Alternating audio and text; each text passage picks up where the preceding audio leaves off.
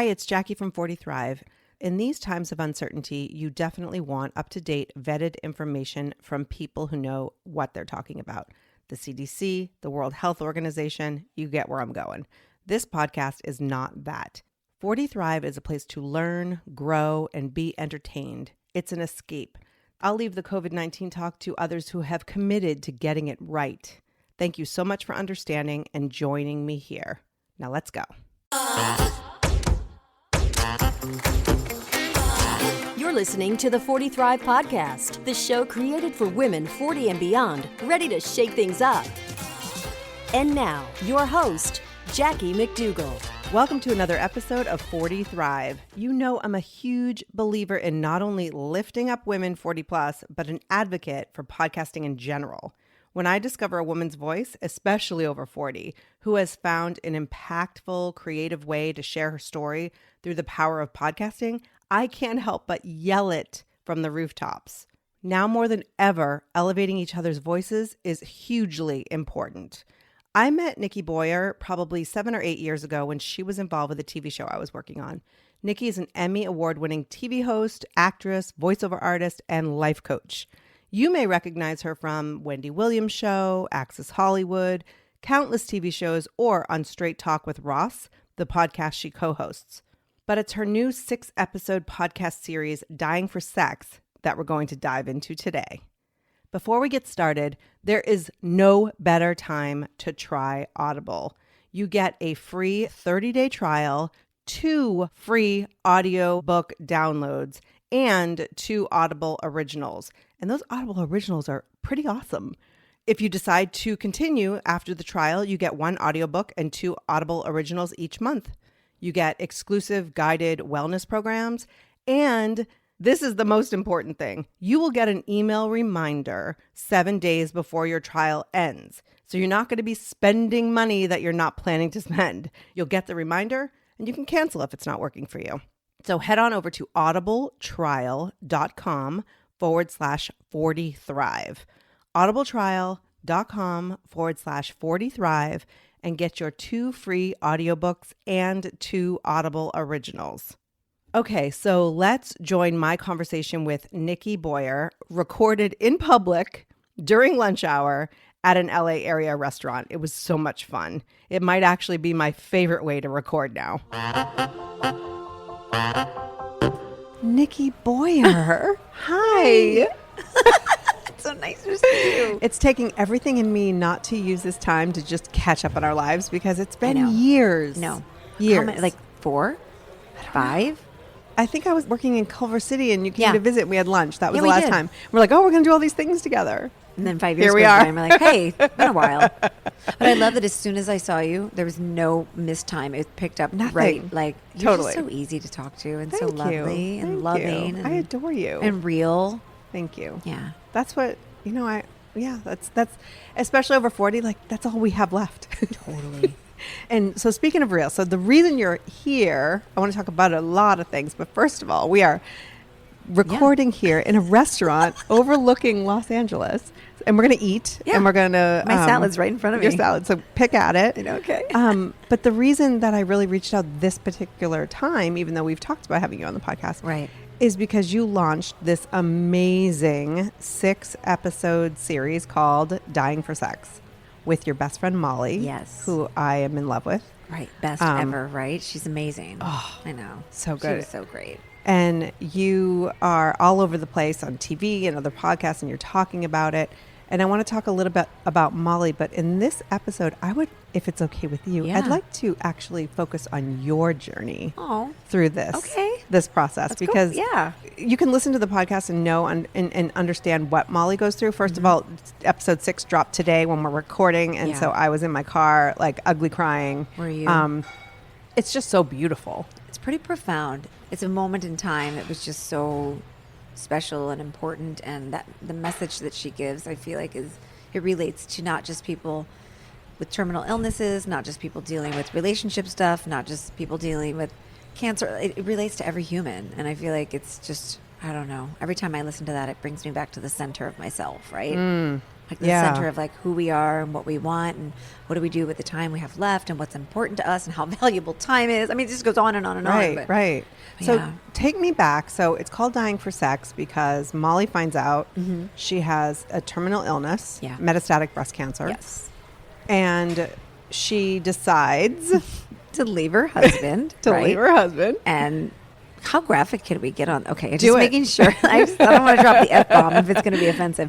But she decides to have as much sex as possible, right? She's like, I just want to feel alive. And for her, sex really was the antithesis to death. And she thought, well, what do I do? And they were actually in couples counseling when she got the call that she was terminal. Wow. And she took some time to process information. And then a few months later, moved out and moved very close to where I lived. And we just saw each other very regularly. And she started telling me all these sexual escapades, like kinks and fetishes and dates. I mean, she was dating at 9 a.m., dating at 6 a.m., going out at 2 a.m. for blowjob, like doing Wow. all of it that she had Wow. never really gotten to do, I Right. think, in her youth. Right. And unlike also- us who were single in our 20s. Total, yeah. And I was We'll just a leave it at whore. that. Like, I just went for it. Like I was like, let's do it, right? Like what are we waiting for? It's like I knew at 31 I was going to end up with my husband that I just had to live as much life as possible. Good for So, you. Yeah. And listen, that's not the road for everybody. Right. Right. And I she was think- married for like 15 years. Yeah, she was married. And now, just to backtrack and to remind people that she went through breast cancer with him. So was diagnosed, had a double mastectomy, went through chemo, lost her hair, the whole 9 yards whole with thing. him. So when that dynamic happens and you become the caretaker for your partner, it shifts things sexually. And I Yeah. don't think their relationship was sexually on point in the beginning for them. But I think as time went on and your partner has cancer, the sex really takes a really big back seat. Oh, right? yeah. Yeah. I mean, Absolutely. How can it not? Right. Right. So I think their story unfolded the way that it was supposed to, and she decided to leave him. And from that point on, it was just game on. She was Game like, let's on. have sex. And she did so many things that caused my mouth to open at our lunches. Right? Like, yeah. She was unafraid. And you Yeah. know what I really loved about the conversations about sex is that she was non-judgmental. Right? I know. And that I feel like we're raised so much with so much judgment around sex. And I've had episodes where we've talked about sex as well. And like, there's just so much judgment about what's right and what's wrong. And Yeah. she went in and she'd meet all these guys with these different fetishes and things. And like, I'm sorry, but she gave a blowjob in her hospital bed. Right? And like, it was so matter of fact that I feel like, and you tell me as her best friend, like, you go, oh, wow, I didn't realize I was telling myself that story. Maybe that story's bogus. Yes.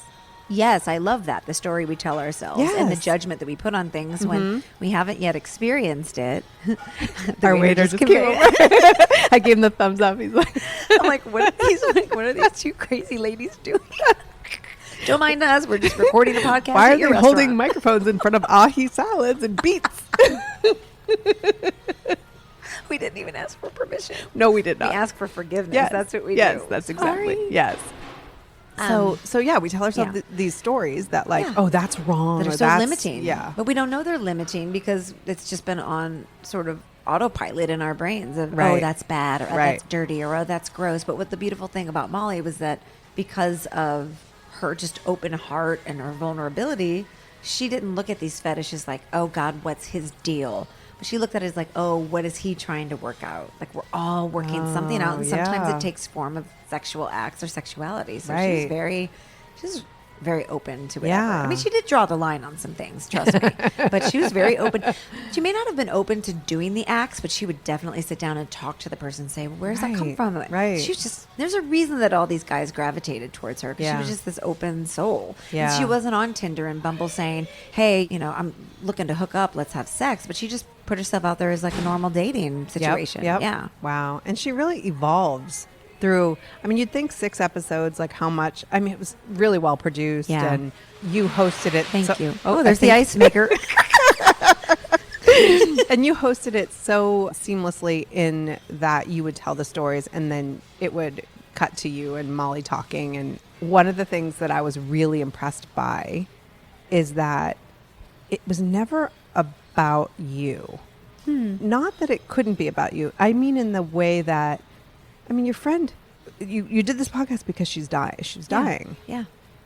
And you were never in the conversations, I'm not saying they didn't happen in real life, but it wasn't like she didn't have to console you. And you see that time and time again when somebody's sick, and then the people around them, the person who's sick ends up consoling them. Yeah, no, you're right. That's interesting. You know what I mean? Yeah. That the person who's sick it's not their job to console anybody. And so you were able, I'm sure at times when she would talk about her illness and how it was, you know, things were changing and getting harder for her, you were always a source of light for her. You know what I mean? So like nice. you showed up and if it was like funny, you'd laugh. Like it wasn't always. So like, I don't want people to think, oh, I'm going to listen to this podcast and it's going to be sad the whole time. And there's the ice again. And there's the ice. There's so much hope to it. And there's also just a lesson in friendship in that when you show up as yourself and this open human being and you allow someone to have their human experience, whether it's sex, whether it's dying, whether it's anywhere in between, you gave her such a gift. Oh, that's so nice. Thank you for saying really, that. really beautiful. And it's killing me not to give away everything. So I don't want I know. Well, in a way, you know, I think we gifted each other because she gave me this gift of this amazing story that honestly, like Jackie, I don't think I knew how amazing of a story it was until honestly, like it was released. Because for me, this was just my norm with Molly. This is how we talk. This is our frame of reference. We were dark. We were twisted. We'd been friends for very many years. We had inside jokes. So for me, this was, you know, the analogy about the frog in the water, right? Do you know that analogy? It's that it doesn't know it's... Yeah, it doesn't know it's boiling. Like, it doesn't know that the heat is rising because its body has the capability of adjusting to what's going on. Molly and I always did that. We always adjusted to whatever was going on in our lives and found a way to just be ourselves and be normal within the madness, whether it was her cancer or her re-diagnosis or my fertility issues or families or divorce. We both went through relationships crumbling together. We always were the frog in the water. Usually the frog in the water analogy is to describe to people like, hey, get out of this before you're boiling. But for us, we kind of just simmered in it together. Splashed around like it was a jacuzzi. We were like, all right. You're like, can I have a margarita? I mean, seriously, when you're listening to this and as dark as it can be and as funny as it can be, like the two of you just were so connected throughout the whole thing from beginning to end. Thank you. And thanks for saying that. And I just really... She made it, you know, listen, it wasn't all easy. There were moments that were very difficult, as you know, when you're dealing with somebody who's ill or sick. And Molly was very vocal and very open about the fact that I was her person. Yeah. Right? Yeah. But I was still trying to function with my person, right? My boyfriend, my stepchildren, my mom, my brother, like my family. And so it was a dance for me to figure out how to be her person, but also be my own person and be my boyfriend's person. And luckily, my boyfriend, Tommy, is so smart and lovely and kind. He was like, this is your time to be with her. Right. I showed up every day at the hospital, or every other day. It was my priority because I needed to be there for her. But I got to crumble in front of her, too. It was...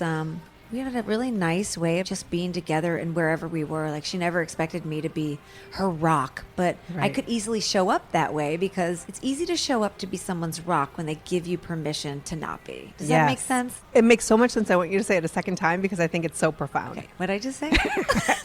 It's easy to show up and be someone's rock if they give you permission to not be that. Yes. You can be a person with me. Yes. And then all of a sudden you're like, oh, I can be whatever I need to be. Yes. And it gives me somehow the strength to be my best self. But there were moments where it was really, really hard. Wow. And watching her suffer and watching her in pain and wanting to control it and then feeling responsible. And, you know, it was very messy, but it was also very beautiful. Yeah. To all of you out there that have tight relationships with your gals, take a moment and just really appreciate.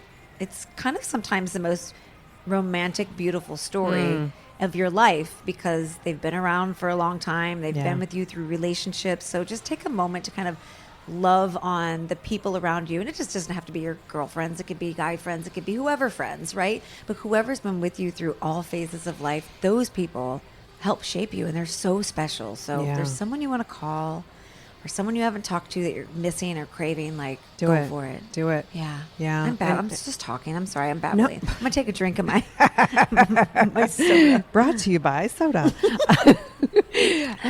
I think what's really important is not only what you just said about calling that person, but sometimes we have expectations that these relationships will be perfect or easy, right. and the fact that you're eating goat cheese on goat beets. On a beet. It looks delicious. Want a bite? No, thank you. No. I think giving each other that permission to be exactly who they are and where they are at that moment is the biggest gift. Yeah, that's real support. Right. So not calling them with expectations, not calling them with like, this is what I need, but like showing up. I think that's what I really got from it was like the two of you showing up where you were and being who you are and it being okay. Like you didn't have to be some superhuman being that would come in and help her and fix her. You just needed to show up as Nikki. And so she didn't feel so lonely. Yeah. You know what I mean? No, you're like, right. Yeah. And you saw her for who she was. You didn't see her as cancer the whole time. Yeah, and that's the other thing too, because a lot of times when someone gets sick, they become cancer and then the rest of them is just like a side story. Yeah. No, that's interesting. And I'd never really looked at her that way. I guess because she didn't really show up that way. Yeah. Like she really showed up in a very full of life. She was just really, she didn't want cancer to define her. She didn't want to be seen through that lens, which is a lot of the reason why she didn't share her diagnosis with any of these men she was having sex with. Wow. Like she didn't tell them. Yeah. And I mean, having sex in celebrity cars making out in celebrity cars and, stuff like that. Yeah. You have to listen.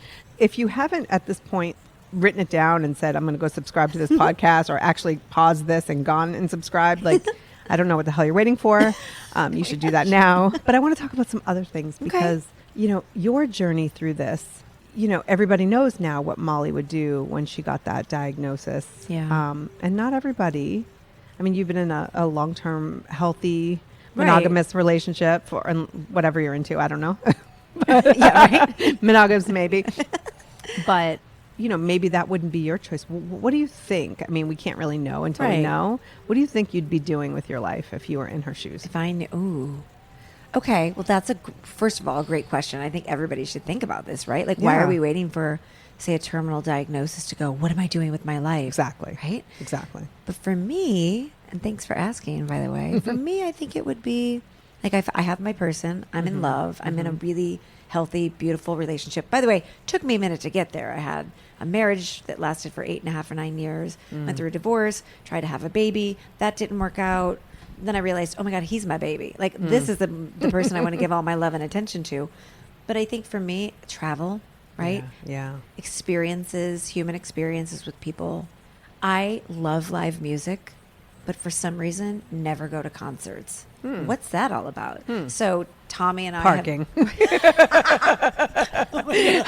I love live music. I hate parking. I love my pajamas. Can't wear them to a concert. You're LA. It's LA. Yeah, you probably could. I did find a pair of pants that I bought them in the juniors department, and I think they're pajama bottoms, but they're plaid and have like a little belt thing on them, so I wear them as real pants. And oh my God, myself. presentable sweats. That's what I call. Shut up. I have a whole thing on Fridays. My husband, I have these blue pants. You know what they are? They're those MeUndies. They are not a sponsor. MeUndies. But they're pants. MeUndies pants, because they did sponsor a past 40 Thrive event. Along with this like really cute blue and white striped shirt. I call them my no, it's mine. TM. Yeah, right. Presentable sweats. So I want to do a whole line of 40 Thrive presentable sweats. You have to. I will buy every color, every print. No one will know you're in sweatpants. Right? No, I'm serious. They have little I think pockets. You need to do this. It's all good. Yeah. And they're like little tapered at the bottom, so they have a cute. It's cute. I'm in. Okay. So back to like the live music. The live music and loving going to concerts. So it's funny. After we did this podcast, Tommy and I just sat down and said, one live event music every month. What is it? Let's book it. And we just put our money where our mouths are. It's just said, book this. And now I have 15 concerts over the next year. And I know. Are you traveling to them or are they all in LA? Local. And I thought, why am I, what am I waiting for? Yes. Like, I'm going to be 45. When am I going to put my big girl panties on and start going to see music? Like, what am I waiting for? Right. So travel, music, family. I know that I would like to create some trips, family experiences, and have time like just with my extended family. And for me, it's really about people. There's not a real sex thing for me. Like I don't feel driven to the sex Because you can stuff. have that anytime. Yeah, I can have it You anytime. have 50% custody, so Yeah, right. 50% sex.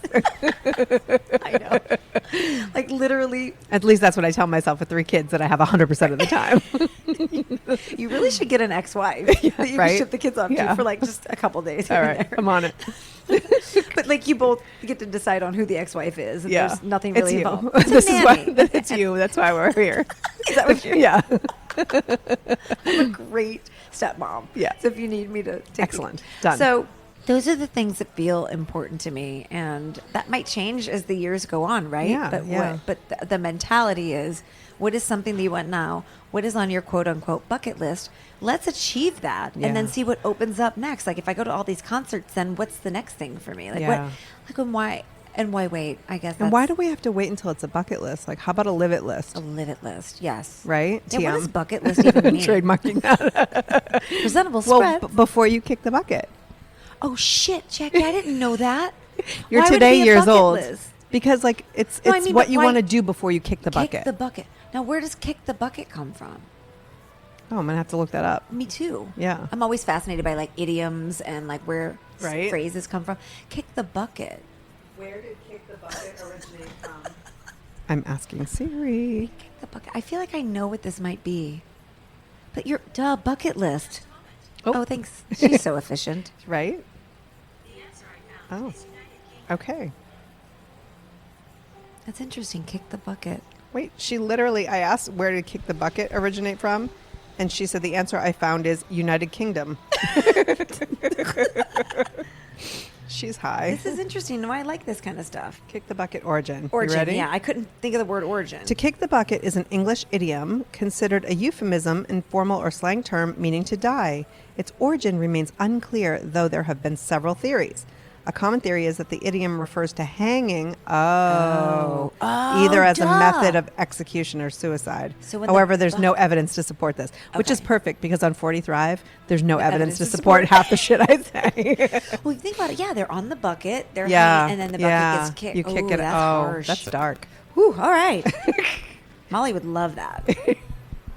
But that's See? okay. Well, I'm glad we learned that. So now we yeah. know bucket list. So we don't have so to. we're going to do a we live it list. don't- a live it list. Yeah. And What's I on think your live it list? travel is definitely part of that. What is it about travel that makes you feel alive? I personally have a hard time living my regular life when I'm traveling, even if it's a business trip for Yeah. 2 days. I bring enough stuff on the plane to work on my business for 6 months because I'm like, oh, I have that concentrated time on the plane. Right. I'll get it all done. And then I don't. I just watch like Movies and A Star is Born for the 3rd time or something. Like, good for you. So I don't really get it done, but I'm not good at being somewhere else and staying up on my everyday life stuff. I get that. I really have to travel to feel free Right. from all of the things that I have to show up for. Huh. You know, so Yeah. that alone, but also just seeing how other people live. I know.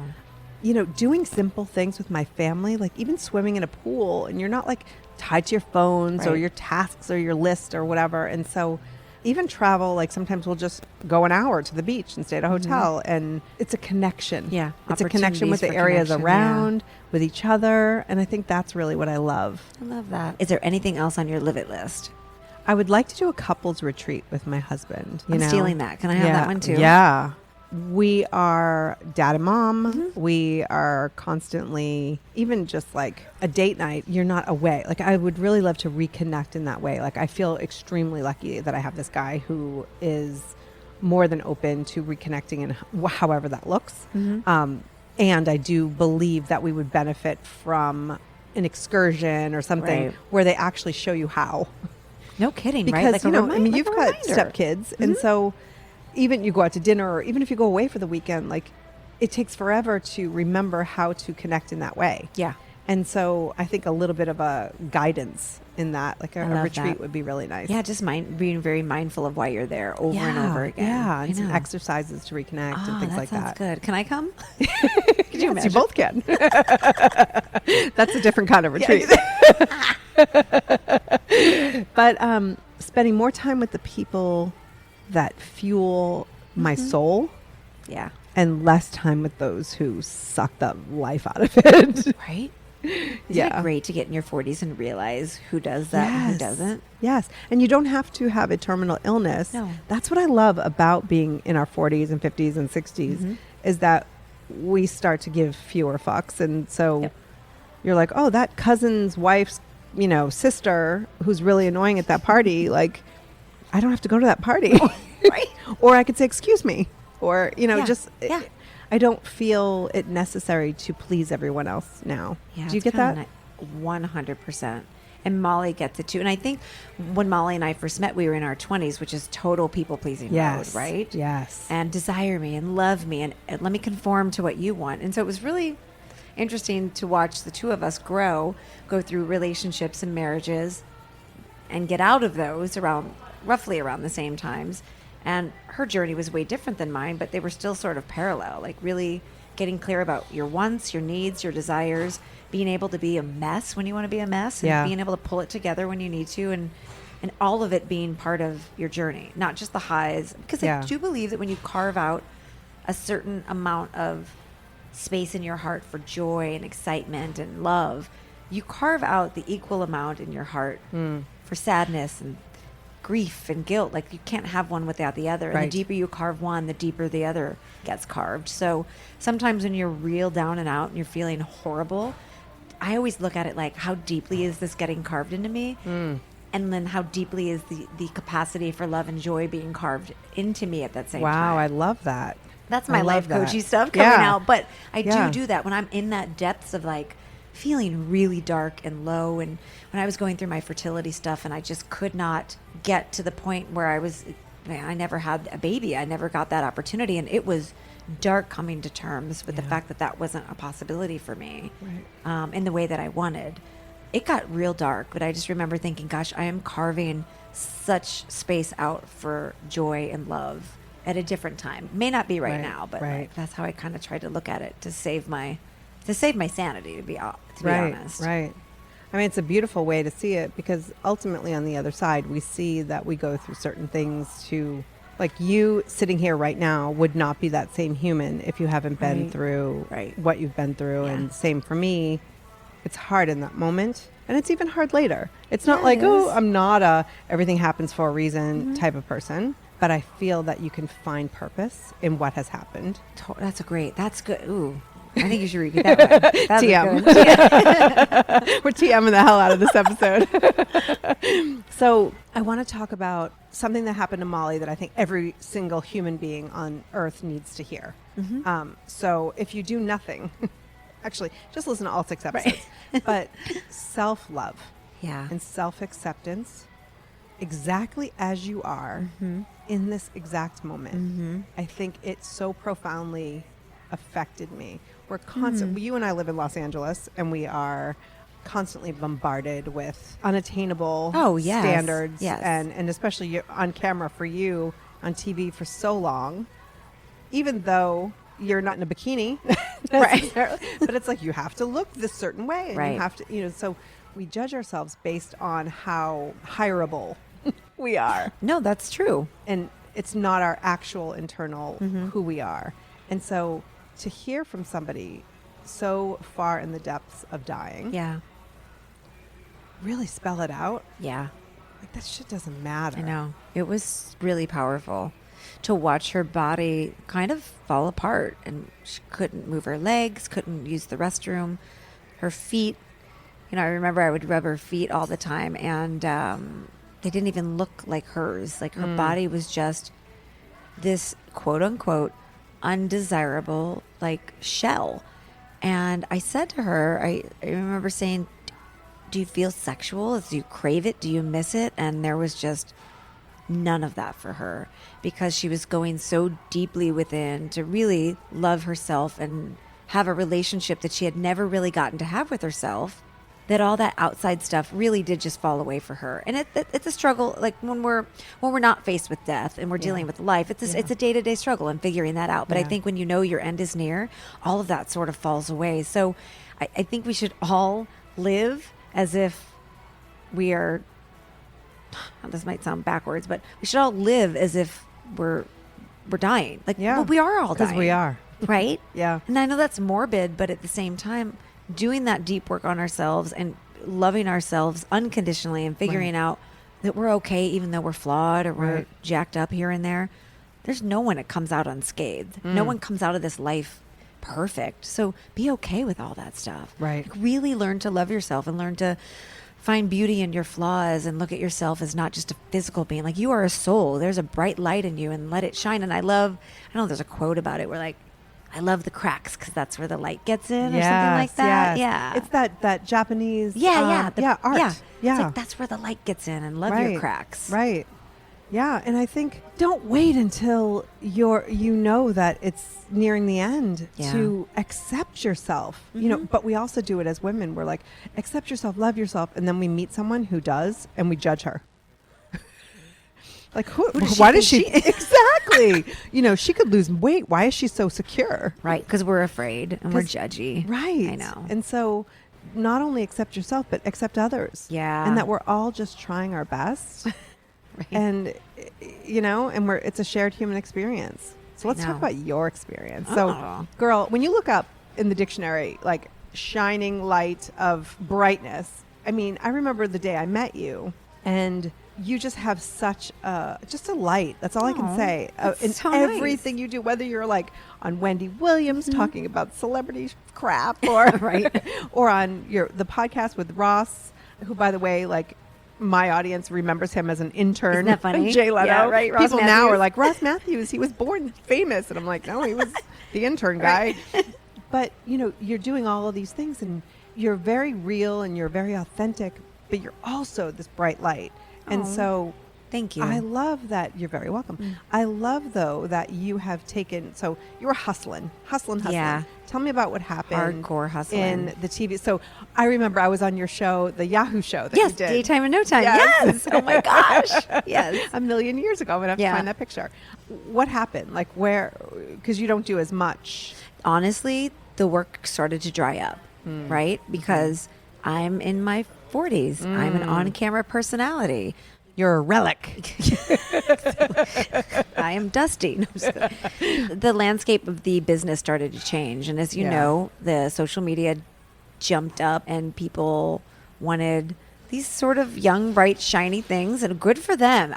There's no animosity or like, ugh. But it just, the landscape of the work changed. Hosting work changed. Acting work started to change. It wasn't like back in the day where you'd do a co-star and then work your way up to a guest star, and then you'd be a reoccurring, or you'd work it didn't work that way anymore. It was kind of like the Wild Wild West. It was really interesting to just see someone go from complete anonymity to having 150,000 followers, and all of a sudden they're the spokesperson for Oil of Olay, and you're like, what? You're 12. You don't need Oil of Olay. I need the Oil of Olay. A lot of celebrities, if you notice, a lot of celebrities now doing voiceovers and commercials. And so the work started to just dry up a little bit. I went to an audition one day. It was for a Disney show. And I left the audition, and my boyfriend called me and he said, what was the best part about your audition? And I said, I didn't like parking. I didn't like walking. I didn't really like the audition part. I didn't like that I didn't get the job. But my favorite part was that the assistant at the casting office, her brother had just gotten sick. So she and I sat for 15 minutes and talked about how hard it was for her, and we just connected as people. That was my favorite part of the audition, which had nothing to do with the audition. Yeah. And I was like, I love connecting. And I was getting in my own way as an actress that I wasn't able to do that in my work because I was too busy judging myself and worried about competing with the other girls in the waiting room. And I thought, well, how do I thread that needle and create a career where I can just connect and connect and connect? Because it's not working this way. Yeah.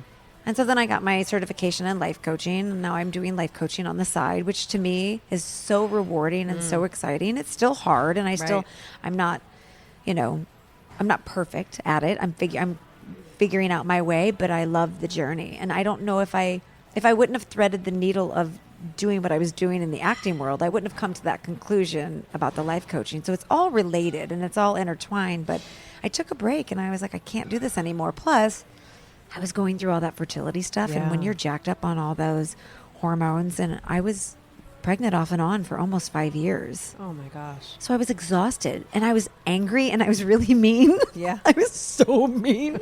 I was so... They're like, you're playing an angel. You're like, F off. Exactly. I wish I could have gotten a role as like a crazy person because I would have killed it.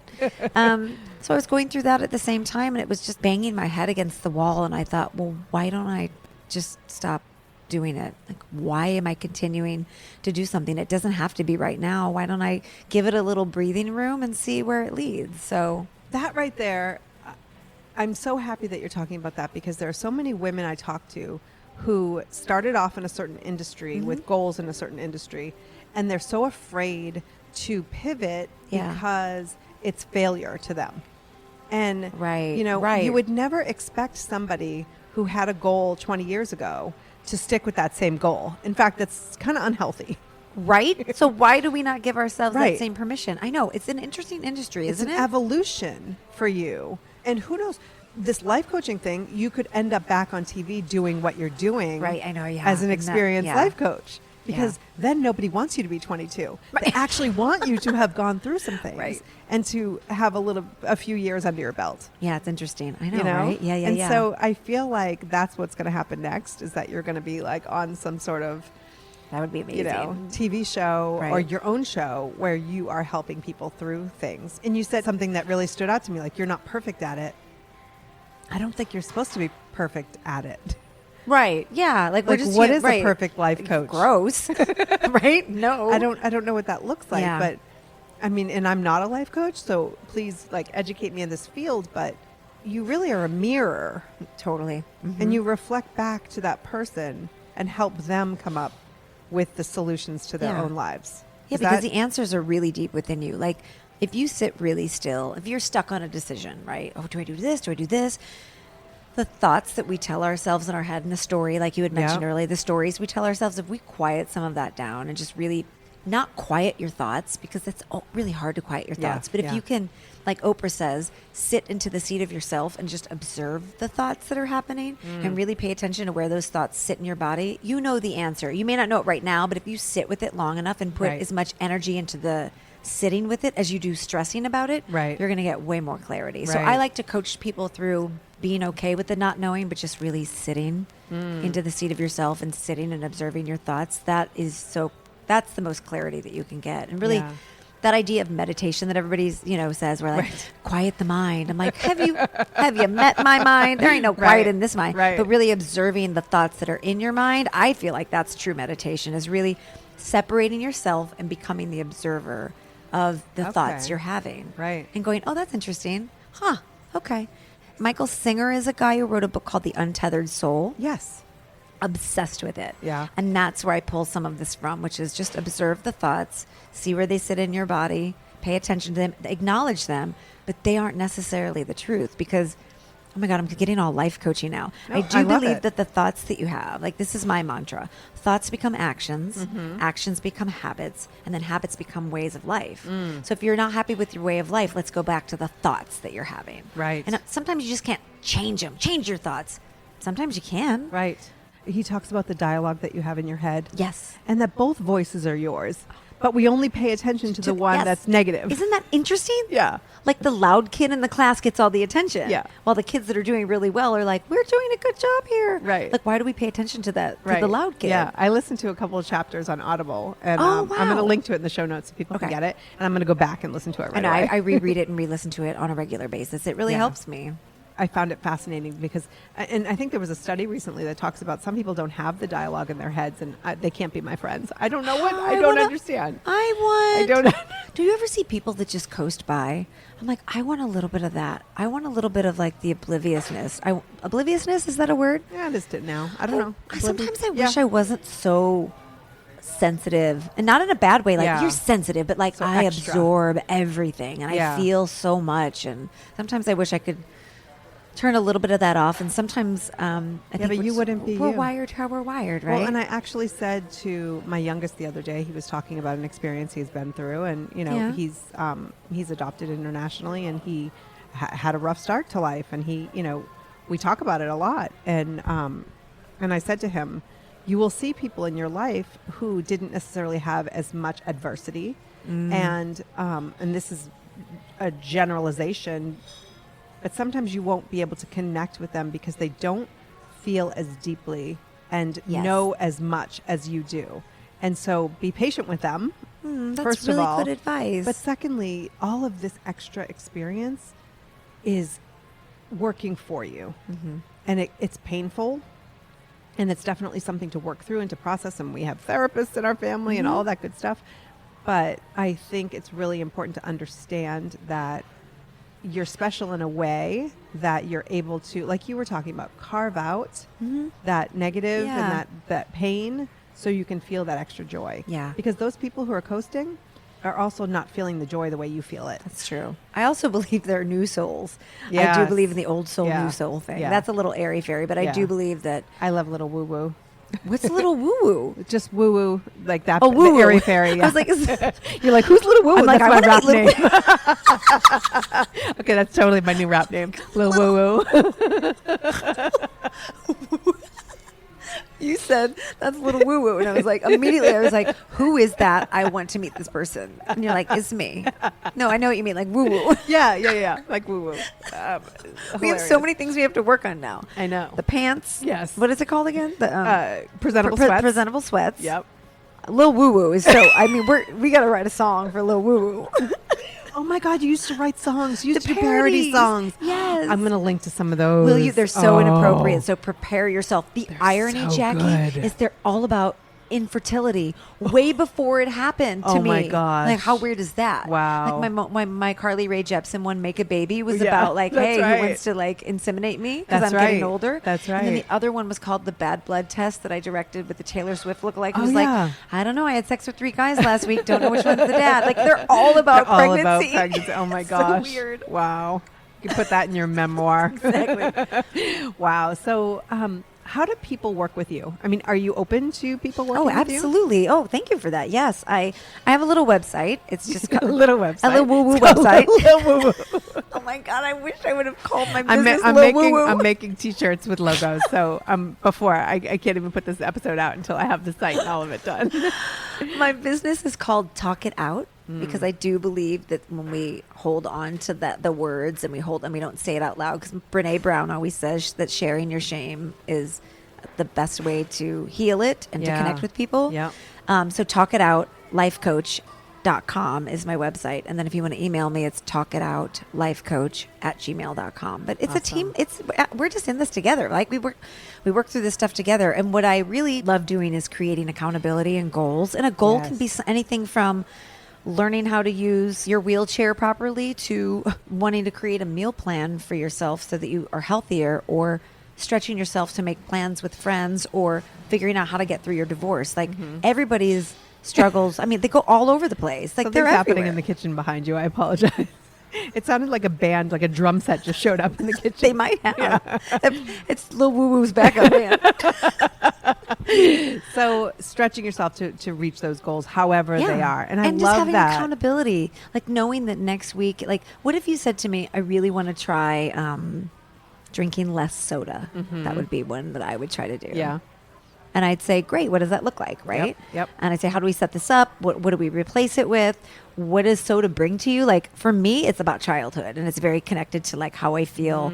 And for me, it's like, I deserve this. Yes. And instead, I'm Yes. giving myself crap in a glass. Right. But what does deserve mean to me, right? And what Right. does honoring myself really mean? And figuring out when it's okay to give that to yourself and when it's not serving you, and all Right. that conversation, even though we're only talking about soda, Yeah, right? yeah. But for you, I'd say, okay, let's just check in. Like at the end of every day, I want to know where you are, and just that acknowledgement of accountability and the acknowledgement of somebody's going to be checking in on me. I'm going to be reaching out to Nikki at the end of the day. It just sort of shifts your thinking and Yes. rewires your thinking into Yes.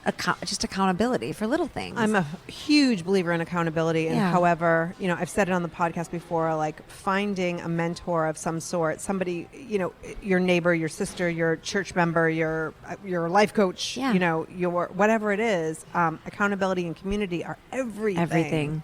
Yeah, I so totally love agree that with you're that. doing it. I mean, you are so naturally gifted. Even just watching you walk into this restaurant, the way you connected with the people who greeted us at the door and the waiter who came to the table.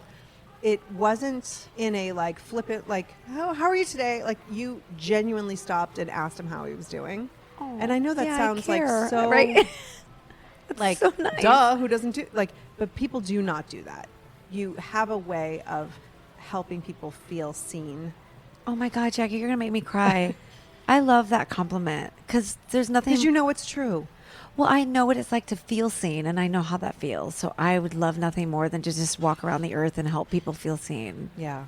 Well, you're doing it. And you're doing it to me right now, and you're making me want to cry. Thank you. You're doing it in your work, and you're doing it in your life. And like I was sitting here setting up all my equipment on a table in a restaurant, and you were, genuinely engaging. And I just think you are a gift. And thank you for sharing this with me. Thank you. And he's Did you give the thumbs up to the waiter? He's so sweet. He's the best. I know. Thank you so much for being on the show. I'm honored. I adore you, and I will forever be grateful for our little friendship that gets woven every 5 years. We need to see. I'm going to hold us accountable. We're going to see each other. Okay. Deal? Okay. This is accountability. So then the listeners are going to be like, hey, have you guys seen each other? And we're going to be like, oh my God, no, but we have to book it. So before we leave here today, we are going to put something on the calendar so that we make sure we have it. And that way, instead of just going, we should really hang out soon. Totally. That we actually have something in the calendar. I will hunt you down like I did to get you to do this podcast. You're like, I might be on Access Hollywood. I'm like, girl, my stuff travels. I could do this in a car. I had no idea. Oh yeah, I'm serious. Lil Woo Woo goes everywhere, girl. Lil Woo Woo is in your house. Lil Woo Woo is in the garage. Lil Woo Woo is at the Odyssey restaurant. But Odyssey restaurant. Thank you to the Odyssey restaurant. Yes, thanks. You didn't even know you were hosting this today. It's up above. I mean, it's a beautiful view. So anyway. Thank you for anybody that listens to Dying for Sex, because I do feel like when you take an opportunity to listen to it, it's, about 6 hours, because it's about 40 something minutes not each even episode. 6 Not hours. even 6 Yep. hours. But the journey that you get to go on, I think, will help carve out some space in you for feeling, right? 100%. So give it a shot. I think you'll be entertained. It will make you think. And if it even for a second makes you choose something that enhances your life and enhances your connections, then you're doing incredible work. So listen, and thanks for enhancing my life and my connection with you and with everyone listening by just inviting me here today, because this stuff is important. And I love you, girl. I love you too. Thank you so much. Let's eat. Thank you so much for listening. Let me ask you 2 quick questions. Have you subscribed? It's easy to do and helps you get alerts when a new episode is up in your favorite podcast app. And have you shared it with a friend? That's the simplest way to help you grow the show and help more and more women over 40 thrive. I really appreciate you pressing play today. I know you have a lot going on, and it's not lost on me. Until next time, take care and keep thriving.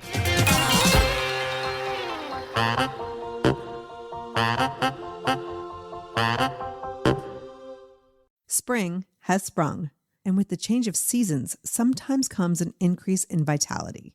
If you're feeling in the mood for a little more personal time, may I suggest Coconut. Coconut is all about providing clean and natural ingredients when you're enjoying your most intimate moments, with or without a partner. Naturally safe products developed by people who are obsessed with quality. Get 15% off with promo code GROWNASS at grownasswoman.guide/coconut. That's 15% off with promo code GROWNASS at grownasswoman.guide/coconut.